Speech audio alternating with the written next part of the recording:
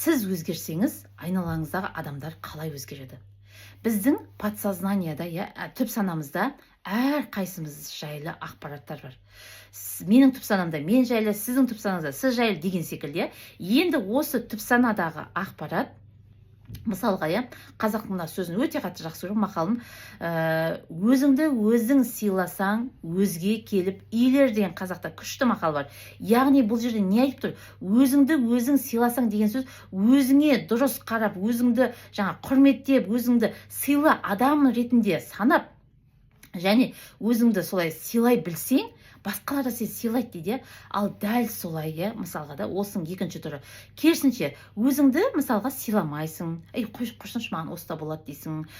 Ой, мені басына береді бұлар деген секілді. Сіз өзіңізге рұқсат бересіз басына беруге, сізді мүмкін ұруға рұқсат бересіз, мүмкін сізге қалай болса сөйлеуге рұқсат бересіз, бұның барлығы өзіңізден, сіздің ішкі әлеміңізден. Оны біздің түп санамызда соған лайықты, соған қатысты тұжырымдар бар. Осы тұжырымдар біз туралы ақпаратты сыртқа шығарып тұрады.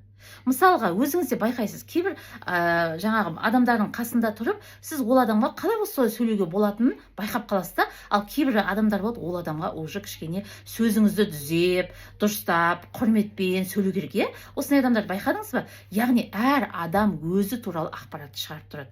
Енді айтқанымдай, адамдар қалай өзгереді, сіз өзгерсеңіз, сіз өзіңіз туралы ақпарат өзгергеннен кейін сіздің ішіңіздегі, сыртыңыздағы адамдардың да сізге деген қатынасы өзгереді.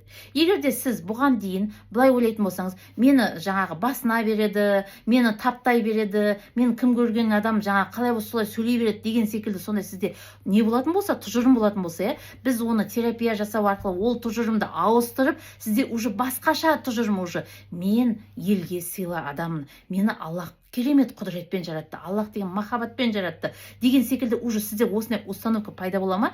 И шынымен де айналаңыздағы адамдар сізге қарай, сіз деген ақпарат уже, мысалы, атыңыз Айгүл дейік, сіз мысалы Айгүл туралы ойлай берген кезінде уже сіз туралы ақпараттар оларға жетеді.